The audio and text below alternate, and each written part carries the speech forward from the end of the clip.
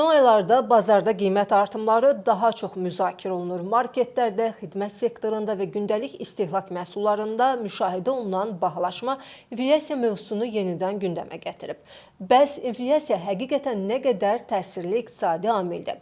Qiymətlər niyə artır, bu proses nə qədər davam edə bilər və inflyasiya əhalinin alıcılıq qabiliyyətinə necə təsir göstərir?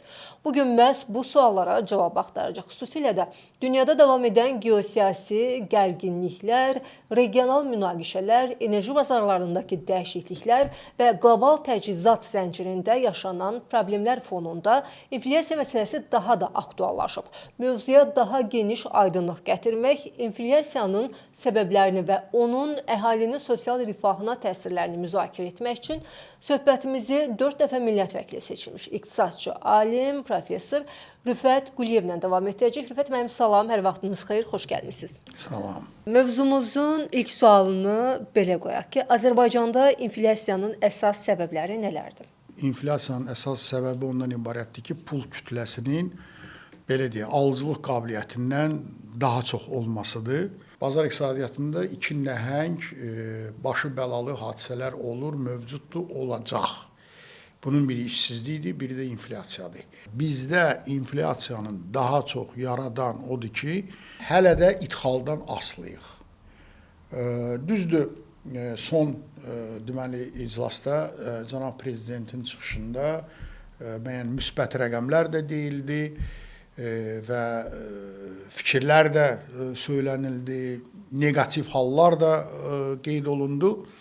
Amma belə bir ölkə ki, Amerikada əgər normal formada 1,5%, 1,5% bu günləri Amerikada 4,2%-dir illik inflyasiya artıq.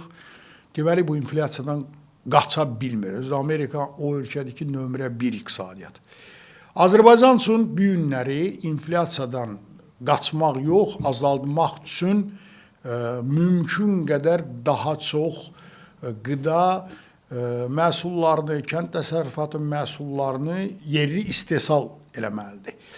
Bundan başqa, kənd təsərrüfatında da, qida məhsullarının istehsalında da kifayət qədər xaricdən gələn kimyəvi komponentlər var. Bu günləri kənd təsərrüfatı bilirsiniz ki, seleksiyadan asılıdır. Gen dəyişdirmə ilə əlaqədar bizdə şükür Allah hələ ki bir o qədər piş taxtalarda mallar görsənilmir. Ola bilər xaricdən gələn mallarda olsa da onun qabağını adətən akta almaq istəyir. Yəni bir mənalı belə deyək, 100% də biz heç bir ölkə 100% özünü heç nə ilə təmin edə bilmir.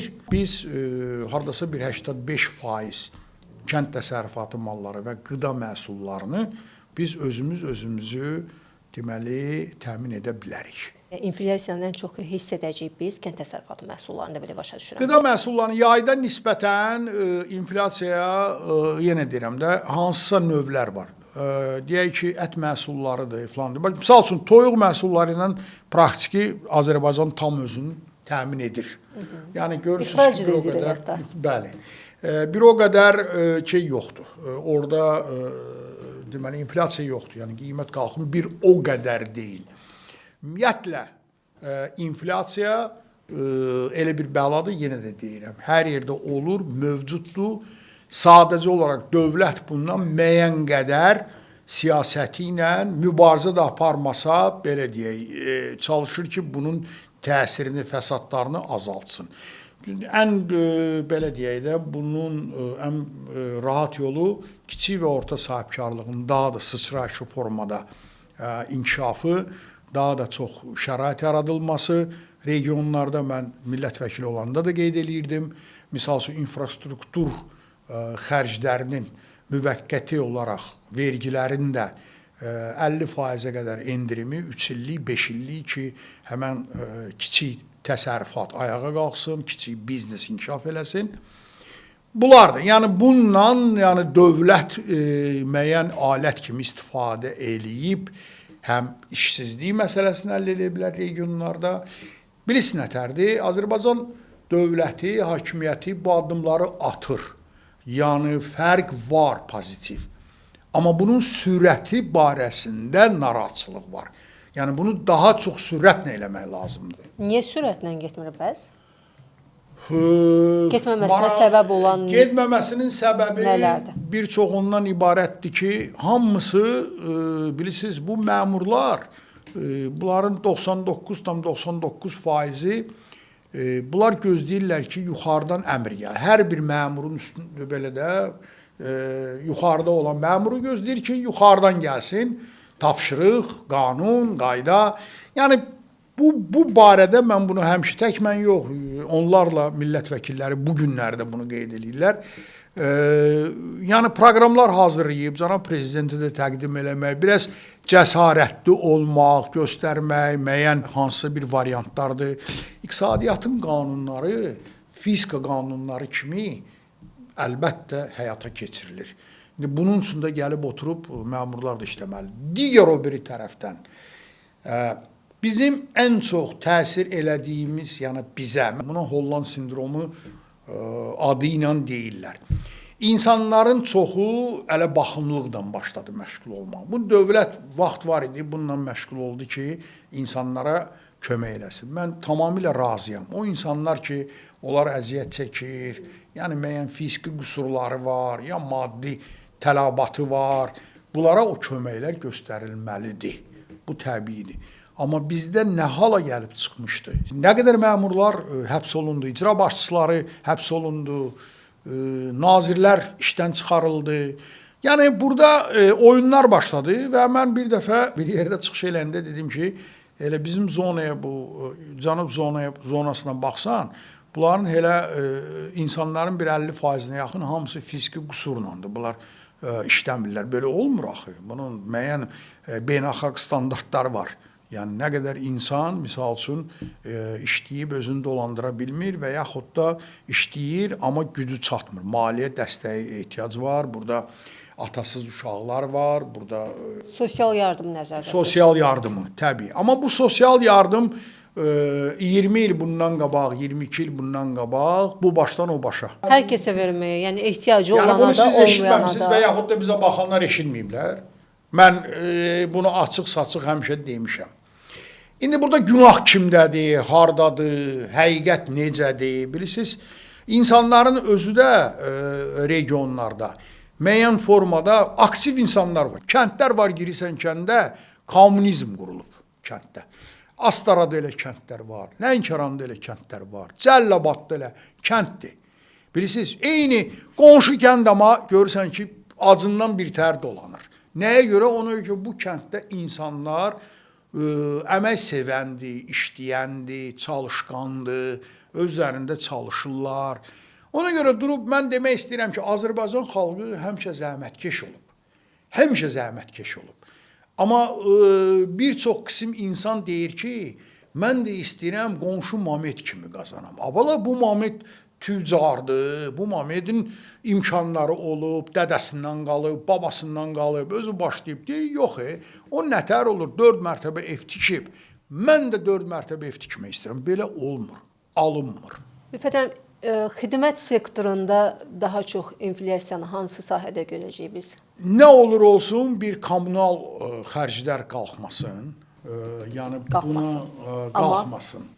Amma, bəli, amma yanacağın qiymətinə toxunulmasa, inflyasiya bir o qədər artımı olmayacaq. Biz bu günləri hardasa 4,5-5,5 nominal inflyasiyadan deyirik. Gələn ilə beynəlxalq maliyyə qurumları proqnoz veriblər ki, bu bundan da aşağı olacaq. Təxminən 3,5-4 arası.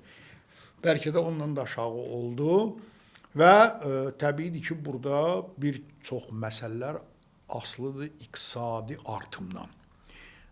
Birinci 4-5 ayı biz iqtisadi artımda istədiyimiz kimi sıçrayışlı artım müşahidə eləmədik.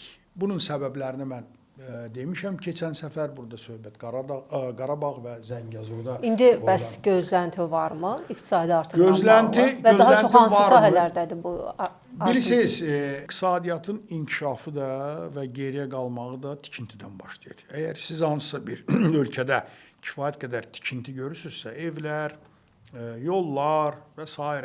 o deməkdir ki, iqtisadiyyat inkişafdadır və yaxud da inkişafa tərəfdir. Bu sönür orada da başlayır daha çox. Amma makroiqtisadi göstərici kimi bunun yəni ümumi deməli müdaxil məhsulun artımıdır. Bu bizim üçün çox vacibdir bu günləri. Bunun üçün investisiyaların artımı lazımdır. Fərq etmir. Hansı bir sahədə getsə, bunun sonunda bu maliyyə bazarında insanlar üçün daha rahat bir yəni işsizliyin azalmağıdır. Misal üçün insanların daha yaxşı dolanmağıdır. Sadə vətəndaş daha çox hansı sahədə inflyasiyanı hiss edəcək?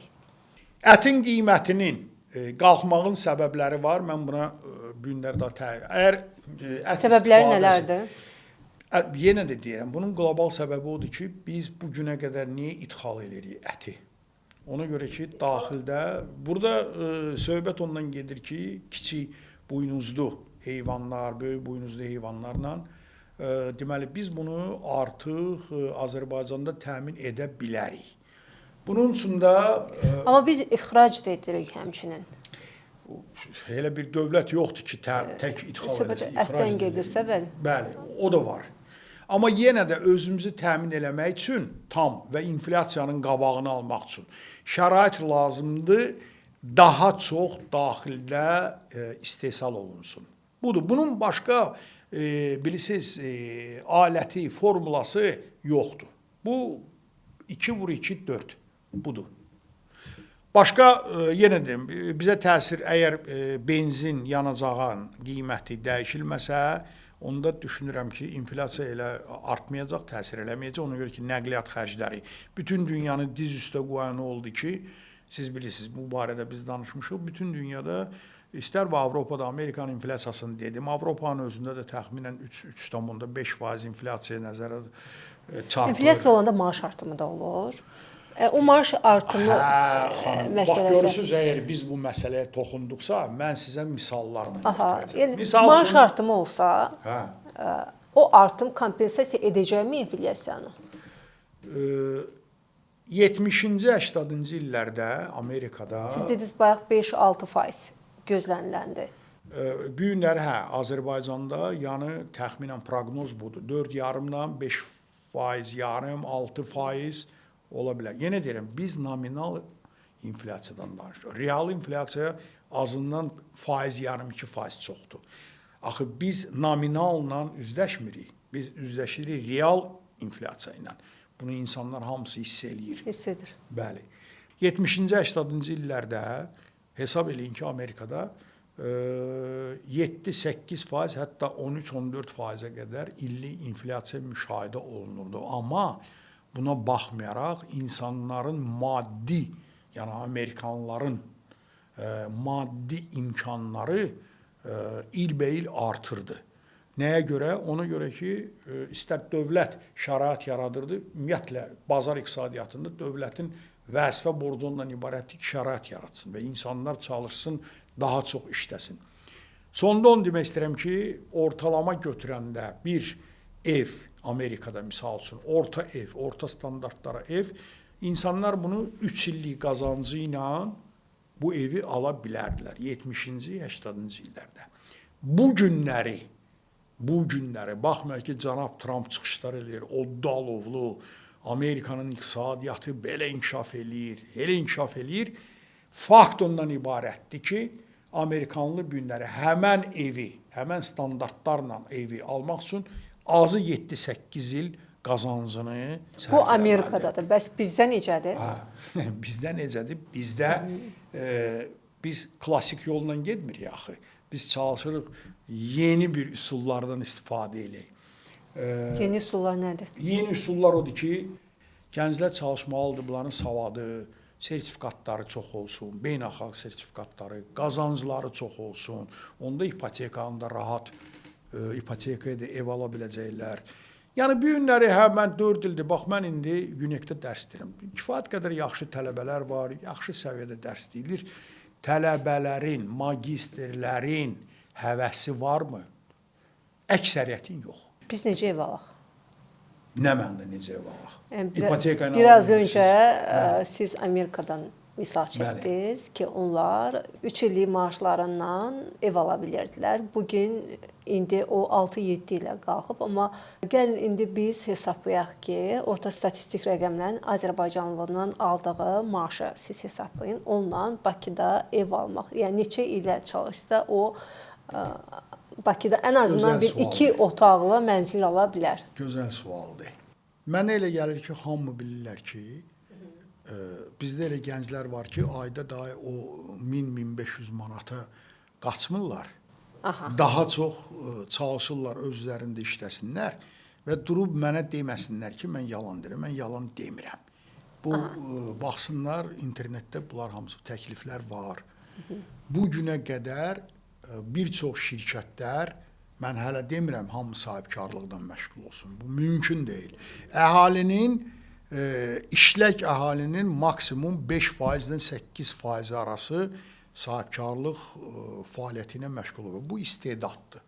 Elə bilsən müğənnisən, elə bilsən, nə bilim, istedadlı bir insansan da, yəni heykəltaraşsan. Amma elə bir beyni, zehni, savadı olsun ki, o öz əməyini baha sata bilsin. İndi siz mənə baxırsınız, deyirsiniz, girin internetə baxın, görün, nə qədər. Bizdə, bax, yaxşı adıma saldınız. Bir 5 ay bundan qabaq, böyük bir aqrofirmanın yiyəsi mənə müraciət elədi ki, mexanik lazımdır, mühəndis. Cavan olsun, dedim, 1000 manat, 1200 manat, yox, 2000-2500 manatdan başlayıram. Amma savadlı işlək olsun. Sualımın cavabı, tapşırdım, dedim, axtarın. 5 ay keçibdi, nə ondan tapa biliblər, nə bundan. 2100 manatlıq maaşla gəlin biz hesablayaq ki, Bakıdan neçə otaqlı evi və neçə elə almaq olar? Əgər Bakı mərkəzindən söhbət gedə bilməz bir mənalı, burada kvadrat metrəsi 4-5 min manatdır.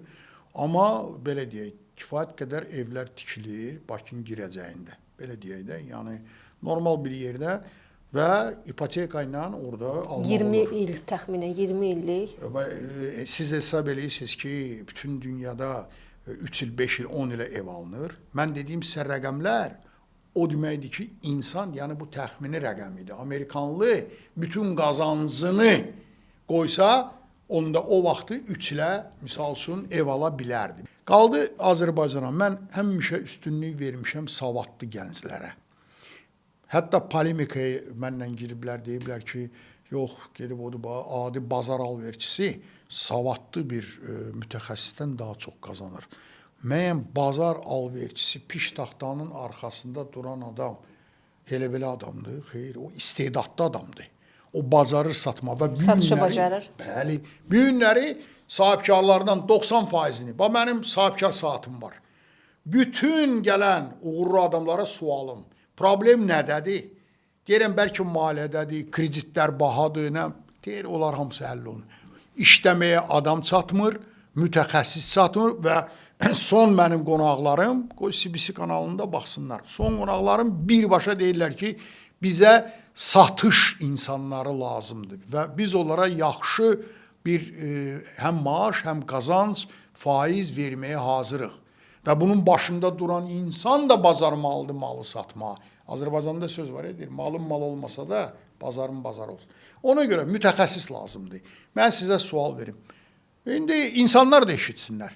Bax, mənim bütün ev, bağ, iş yerimdə işıq ustası bir dənədir 20 ildir.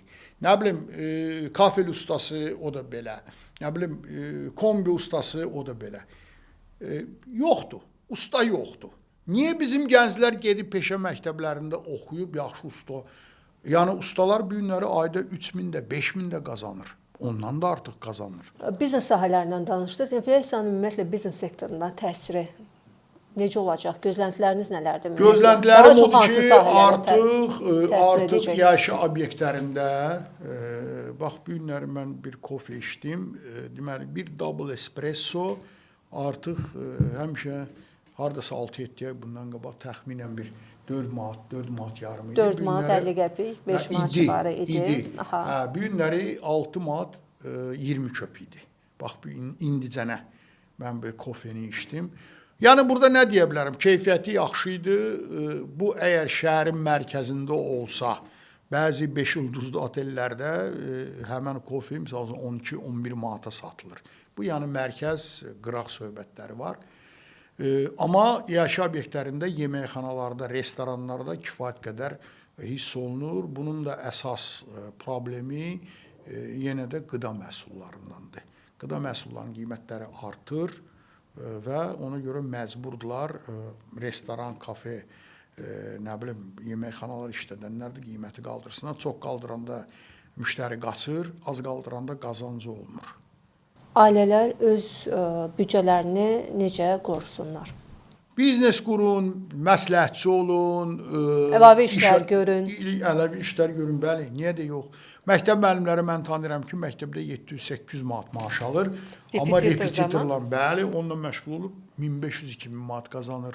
Ondan da çox qazanan var. Əslində repetitor mövzusuna girmək, orada da bəzi məqamlar var. Məsələn, nəyə görə məktəbin tədrisindən, yəni əlavə insanlar məcburdur ki, uşağına ikinci müəllim yanına qoysunlar. Yəni bu nə qədər doğrudur?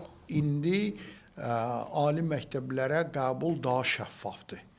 Əgər o vaxtı müəyyən oyunlar, indi də bəlkə də nəsə oyunlar var, amma o oyunlar elə yerdə gedir və onun miqdarı 0,01%-dir. Yəni ali məktəblərə daxil olmalı. Ona görə nə hiss olunur, nə təsir edir. Bir günləri gəlin etiraf eləyək. İstənilən uşaq kasıb balasıdır, nə bilim, imkansızdır. O günləri müəyyən universitetlərə daxil ola bilmir, bilir. Sadəcə olaraq qaldı repetitorluq. Repetitorluğun əvəzinə uşağın özünün həvəsi varsa və mən belə uşaqlar da tanıyıram, özlərində işləyir. Günlər internet var. İnternetdə istənilən formada məlumatı tapmaq olar və hazırlaşmaq da olar və belə adamlar da var. Qaldı repetitorlar, valideynlər özlərini daha çox sığortalamaq üçün, rahatçılıq üçün repetitorlara müraciət edirlər. Bu olub, var və olacaq həmişə.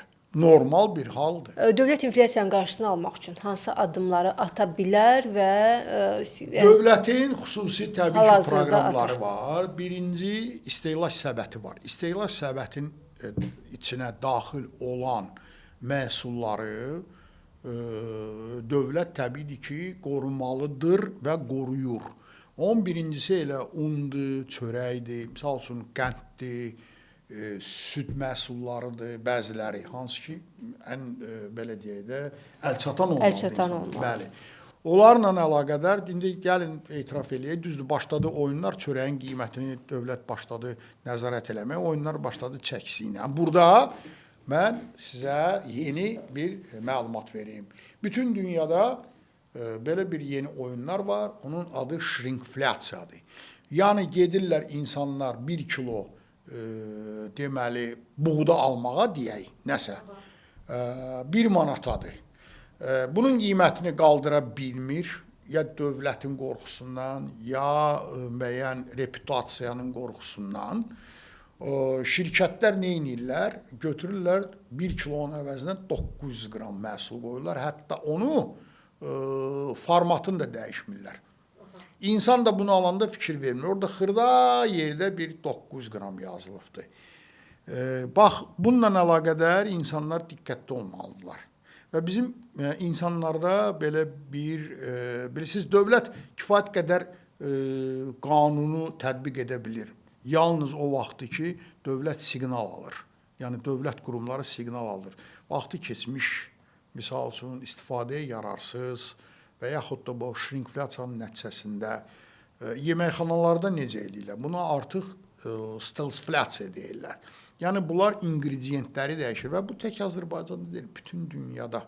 Yadınızdadır, mən sizə dedim, Cross Mediadan mənim 2 dəfə böyük bir analitikam çıxdı. Orada dünyəvi deməli, şirkətlər var. Chips buraxan, hətta onun şəklini götürmüşdüm. Sadəcə olaraq eyni tubusdadır. Xarici görkəmi eynidir, amma çipslərin deməli keyfiyyətini azaltmaq o bir tərəfdir. Onu sadəcə olaraq qramajını azaldırlar. Onun misal üçün olmalıdır 200 qram, eləyirlər 170 qram. 30 qram azaltdılar. Misal üçün artıq bu kifayət qədər qazanc verir və 30% qazanc verdi. Elə bil qiyməti artıq oldu. Bizdə də biznes sahələri sizin dediyiniz o belə deyək, Üsulları əl ata bilərlərmi? Atırlar artıq. Təbii atırlar.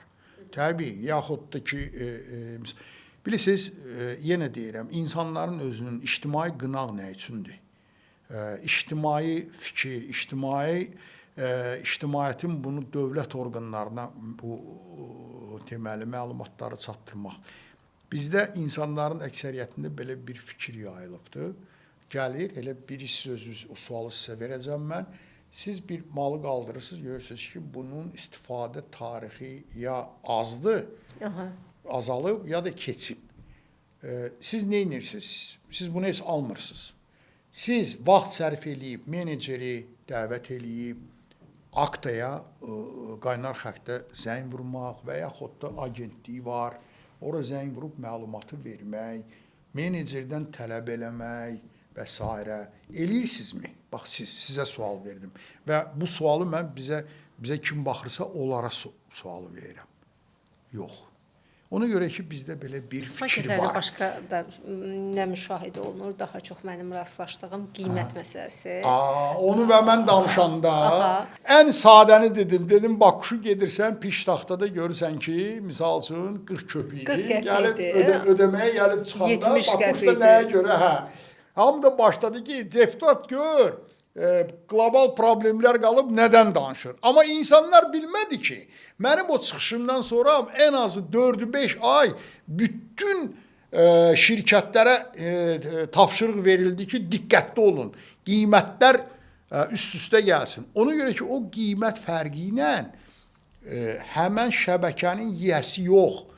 O şəbəkəni idarə eləyənlər gündə ən aşağısı 10-15 min manat pul qazanırdılar. Sonra da gəlirdilər, vay bağışlayın, yaddan çıxdı, biz bunun qiymətini vaxtında dəyişmədik. Vaxtında dəyişmədik. Və insanlar... Doğru yerə baxmamısınız, ən çox bunları deyirlər. Mən istər deputat olan vaxtı, istər indi. Mən elə haqsızlıq görəndə, yenə ayda ildə bir dəfə mən də girirəm də supermarketlərə, bazara, falana. Mən onu görəndə ən azından meneceri çağırıram, deyirəm ki, buna fikir ver. Vətəndaş özü də məsuliyyətli olmalıdır. Məsuliyyəti olmalıdır və bizim o xalq sözü var. Mən iş verən deyiləm, mən başqasının çörəyinə bais olan deyiləm. Mən belə fikirləşmirsiniz, siz və bizə baxan yüzlərlə, minlərlə adamlar. Olmaz belə, o nə çörək yeyir? O çörək bəyəm halal çörəkdir, sən vaxtı keçmiş, tərkibi dəyişilmiş malları satırsan, bununla sən çörək qazanırsan və yaxud da bizdə hansısa bir dövlət məmurundan kobudluq görəndə nə qədər insanlar müraciət eləyir və deməli bu xəbəri çatdırır dövlət orqanına. Hər kəs deyir ki, maraqlı deyil, tək mənim işim geçsin. Bu düz fikir deyil əsasından. Ona görə ki, dövlətin 500 dənə gözü yoxdur, hər şeyə fikir versin. Mən demirəm ki, qüsursuz, problemsiz bir cəmiyyətdə yaşayırıq. Xeyr, bizə bazar iqtisadiyyatında olan ölkələrin bütün qüsurları da, problemləri də mövcuddur. O cümlədən korrupsiya da var, o cümlədən rüşvətxorluq da var, bazar oyunları da var, həmən bu qiymət sövdələşməsi, həmən bu şrinkflyasiya, stelsflyasiya. Mənim yadımdadır, biz turizm haqqında qanunu deməli müzakirə eləyirdik. Və bəzi deputatlar, həmkarlar oradan başladı danışmağa, adamı bilirsiniz, qorxunc məlumatlar. Quba rayonunda xariciyə bir samavar çay veriblər və $500 pul alıblar. Və təklif nədir? Azərbaycanda bu günləri 100 minə qədər yaşayış obyekti var. Restoran, kafe, çayxana, otellər, falanlar. Buna dövlət qiymətinə nəzarət etsin. Kökündən səhv bir fikir idi. Mən o vaxtda çıxış elədim və Milli Məclisi təbrik elədim. Dedim ki, biz yeni kriminal struktur qurmaq istəyirik və yaxud rüşvətxorluq üçün yol açırıq. O nə deməkdir? Rəqabət qanunu var. Rəqabət qanunu ilə yetər ki, istənilən iaşə obyektinin qeydiyyatı keçsin və bunun internetdə məlumatı olsun. Burada bir şiş kabab 100 qramdır, qiyməti də 7 manatdır. Bir stəkan çayın qiyməti budur, filandır. Bu şəkildə nəzarət eləmək mümkün olacaq. İnsanlar özləri nəzarət edəcək. Bu günləri mən sizdən bax bir sual verim də. Misal üçün mən özüm bu günləri yemək istəyəndə, qonağım olanda ya çay, kofe içmək istəyəndə mən bəlli yerlər var. Mən ora gedirəm, bilirəm keyfiyyəti, kəmiyyəti, yəni bunun qramajı, qiyməti normaldır. İnsanlar özləri, buna dövlət nəzarət eləməlidir? Dövlət nəzarət eləməlidir. Mən deyirdim ki, bütün iaşə obyektlərin orada açıq deməli məlumat olsun. Daha çox bu turistlərə aid idi ki, turistləri güya aldatmasınlar, amma bizdə var idi. O da üzə çıxdı ki, bizdə iki cür menyu olur, qiymətlər fərqli olur. Bəli. Və bununla əlaqədar mənə şikayət eləndə mən dərhal həmən şəbəkənin yiyəsinə zəng vurub demişəm. Düşünürəm ki, o şəbəkənin yiyəsi, belə deyək, onun marağında o olmayıbdır. Orada idarə edənlərin özünün oyunları olub. Ona görə əgər hansı bir kafeyə yetər ki, dediyim kimi, bununla o deməkdir ki, insanlar özləri seçim eləyəcək. Belə deyək də, hiləgər üsullara əl atanlar müştərisiz qalacaq.